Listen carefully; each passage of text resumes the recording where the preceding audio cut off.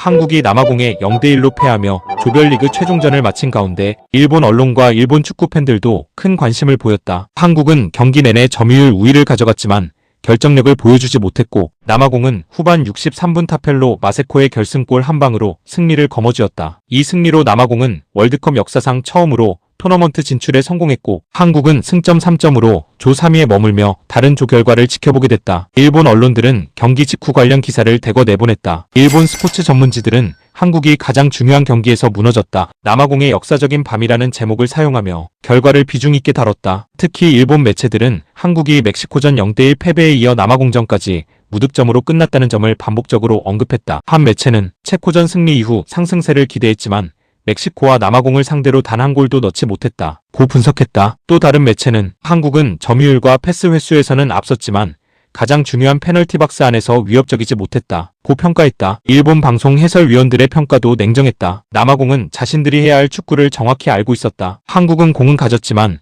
경기의 주도권까지 가진 것은 아니었다. 결국 월드컵에서는 점유율이 아니라 결정력이 중요하다는 분석이 이어졌다. 특히 손흥민 이야기가 많이 나왔다. 일본 언론들은 손흥민이 벤치에서 시작한 부분을 크게 다뤘다. 한국 최고의 스타가 가장 중요한 경기에서 선발 제외됐다. 홍명보 감독의 선택이 경기 후 최대 논란이 될 수 있다. 손흥민 투입 시점이 너무 늦었다는 지적도 나온다는 보도들이 이어졌다. 일본 네티즌들의 반응은 생각보다 다양했다. 가장 많은 반응은 놀라움이었다. 한국이 남아공에 질 줄은 몰랐다. 이번 대회 가장 예상 밖 결과 중 하나. 남아공이 정말 대단했다. 아프리카 팀들의 경쟁력이 생각보다 강하다는 댓글이 많았다. 한국의 경기력에 대한 평가도 이어졌다. 한국은 공을 돌리는 데만 집중했다. 점유율 축구가 반드시 좋은 축구는 아니다. 위협적인 슈팅이 너무 적었다. 남아공 골키퍼를 진짜 어렵게 만들지 못했다는 반응이 나왔다. 특히 일본 팬들은 한국과 일본을 비교하는 댓글을 많이 남겼다. 일본도 예전에는 점유율만 높고 결과를 못 냈다. 지금 일본은 득점까지 연결하는 방법을 찾았지만 한국은 아직 부족해 보인다. 한국은 스타 플레이어 비중이 높고 일본은 조직력이 강하다. 최근 몇 년간 일본은 시스템 축구를 만들었고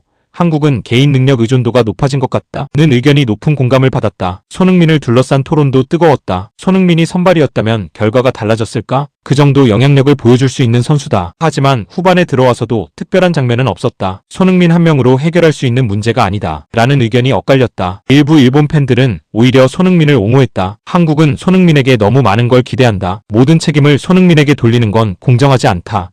문제는 전술과 공격 구조다는 반응도 있었다. 흥미로운 것은 일본 팬들이 남아공을 굉장히 높게 평가했다는 점이다. 남아공은 정말 준비를 잘했다. 90분 내내 집중력이 무너지지 않았다. 한국보다 조직력이 더 좋아 보였다. 약팀이 강팀을 이기는 전형적인 경기였다. 라는 평가가 이어졌다. 특히 남아공의 수비에 대한 칭찬이 많았다. 라인 간격 유지가 완벽했다. 한국이 침투할 공간이 거의 없었다. 수비 전환 속도가 굉장히 빨랐다. 아프리카 팀 특유의 피지컬까지 더해졌다. 는 분석이 많았다. 일본 축구 커뮤니티에서는 한국의 32강 가능성에 대한 이야기 역시 활발하게 나왔다. 조 3이라도 가능성은 남아있다. 한국 정도 전력이 조별리그에서 끝나는 건 아쉽다. 일본 입장에서도 한국이 올라가는 게 아시아 축구 전체에 좋다. 라이벌이지만 한국 축구는 월드컵에 계속 있어야 재미있다. 는 반응도 적지 않았다. 반면 냉정한 평가도 있었다. 월드컵은 결과가 전부다. 한국은 기회를 살리지 못했다. 남아공은 한 번의 기회를 골로 만들었다. 그게 월드컵이다. 라는 댓글도 많았다. 일본 매체들은 이번 결과를 두고 단순히 한국의 실패라고 보지 않았다. 오히려 남아공의 성공과 한국의 한계가 동시에 드러난 경기라고 평가했다. 한국은 개인 능력과 점유율에서는 우위를 보였지만